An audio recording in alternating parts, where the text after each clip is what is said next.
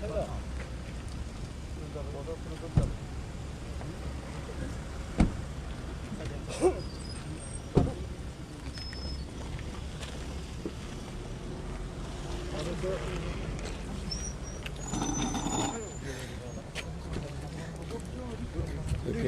you want me to give a statement? Anybody? Do you have any information department? Just some statement. Okay.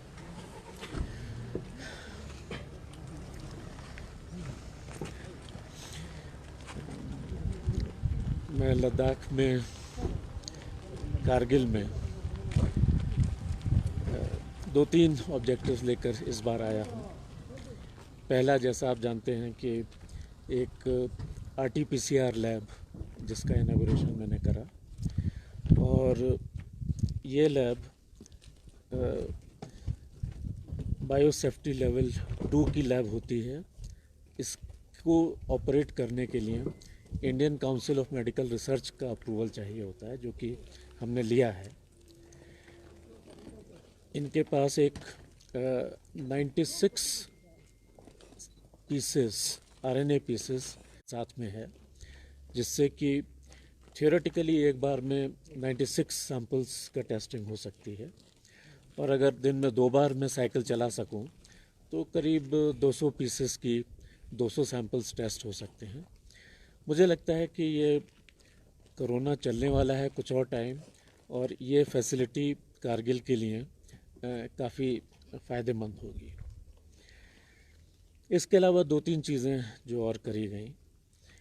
एक तो एक UT level function organise करा, जिसमें कि 100 days program drinking water supply जितने भी लेह कारगिल में आंगनवाड़ी सेंटर्स हैं और स्कूल्स हैं, उनमें टारगेट रखा गया है कि पानी की सप्लाई उपलब्ध कराई जाए। काफ़ी मुश्किल काम है, ऊपर से जाड़े भी आ रहे हैं, लेकिन इसकी हम लोग कोशिश करेंगे, जहाँ तक संभव हुआ उसको करने की कोशिश करेंगे। उसी के साथ साथ 2 और प्रोग्राम करे गए।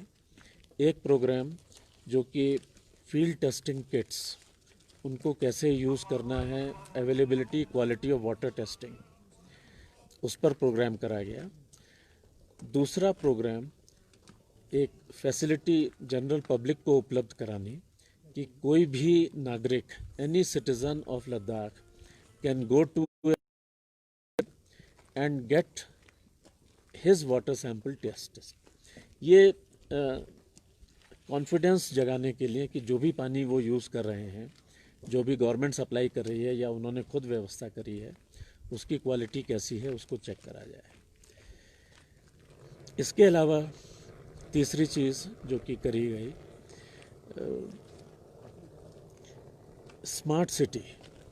पूरे देश में जैसा आप जानते हैं कि कंपटीशन बेसिस पर 100 cities were selected for being declared as smart city.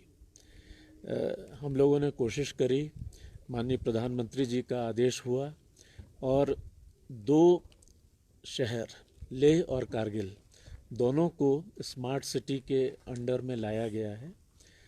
उसके लिए टीम यहाँ पर आई है, और वो उस टीम ने हमारे सामने भी माननीय चीफ एग्जीक्यूटिव काउंसलर के सामने प्रेजेंटेशन करा, डिस्कशंस करे, और ये टीम जाके रिपोर्ट देगी। उसके बेसिस पर ये प्रोजेक्ट अप्रूव होगा। हमें उम्मीद है कि लेह कारगिल दोनों ही स्मार्ट सिटी की कैटेगरी में इंक्लूड हो जाएंगे।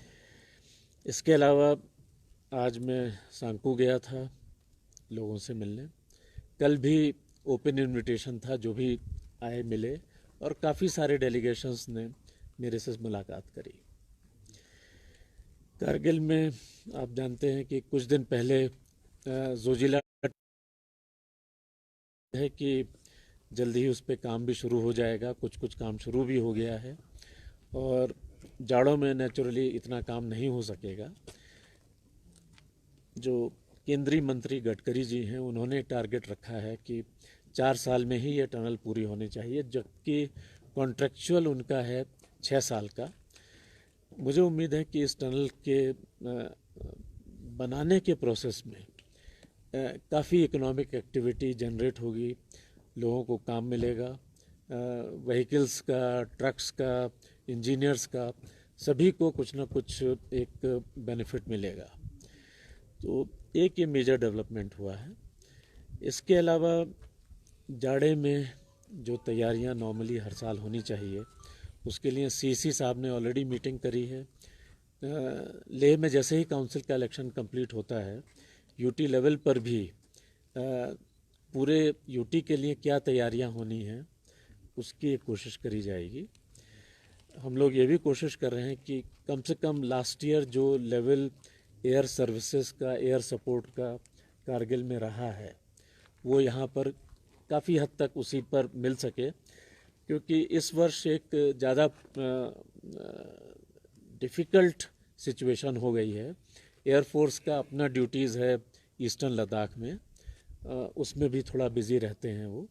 तो कितना कर पाएंगे, तो a mix of civilian and air force, उससे हम लोग कोशिश करेंगे कि जितना संभव हो एयर सर्विसेज यहाँ पर रखी जा सके। ब्रॉडली कारगिल में आकर मैंने यही करा। डीसी साहब के ऑफिस में कुछ रिनोवेशन हुए हैं, उसका भी एक फाउंडेशन, एक्चुअली इनॉग्रेशन स्टोन मैंने लेकर आ। हमारी कोशिश यही होगी कि जितना एडिशनल फंडिंग मिल रहा है भारत सरकार से, उसको किस तरह से अच्छे तरह से यूज़ करा जाए, ज़्यादा से ज़्यादा यूज़ करा जाए। उसके लिए भी जो काउंसिल के साथ हमने मीटिंग करी, कहाँ पर काउंसिल को मुश्किल आ रही है, क्या प्रॉब्लम्स उनकी सॉल्व करी जा सकती हैं, तो उसकी तरफ हमने ध्यान दिया है।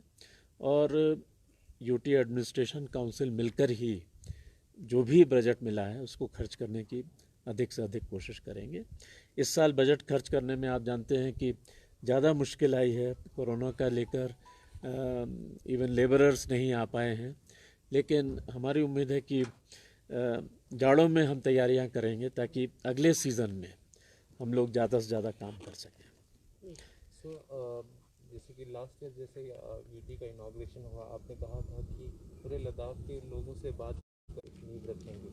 तो सर, जो अभी तक की जो डेवलपमेंट्स हुई है, कंसिडरिंग पैंडेमिक भी हिट हुआ और ऑल ओवर द वर्ल्ड जिससे लद्दाख भी हिट हुआ, तो आने वाले वक्त में सर और उसके बगैर भी कुछ कंसर्न्स या कहीं से यूटी को लेके खुशियाँ भी है और बीच में कंसर्न भी है, तो सर आने वाले वक्त के लिए एक ओवरऑल डेवलपमेंट के लिए लद्दाख के लिए, जहाँ से हमने इस 1-2 साल में इतना ऑलरेडी हमारे पास एक इकोनॉमिक प्रोसेस हम कहीं थोड़ा लॉस हुआ है, सर इन सब चीज़ों को करने के लिए आगे के लिए ओवरऑल लद्दाख के देखिए, एक हम लोगों ने ऑलरेडी एक डॉक्यूमेंट तैयार करा है, विजन 2050 तैयार करा गया है ऑलरेडी। तभी हमने रिक्वेस्ट करी है कि आपको इसमें जो भी ओपिनियंस हों, जो भी आपके इनपुट्स हों, वो हमको दें। दोनों काउंसिल्स के साथ मैं सेपरेटली बैठूंगा, भी डिस्कस करा जाएगा कि विजन चेंजेस होने चाहिए। इसके अलावा आपको बहुत सारी स्ट्रक्चरिंग के भी प्रॉब्लम्स हैं कि किस तरह से डिपार्टमेंट्स को स्ट्रक्चर करना है। ये सारी चीज़ें अभी तक हम बिल्कुल नहीं कर पाए हैं, लेकिन अब मुझे उम्मीद है चूँकि फाइनल मीटिंग हो गई है तो इस पर हम बहुत जल्दी ही काम शुरू कर पाएंगे। नाउ अच्छा, ओके, लास्ट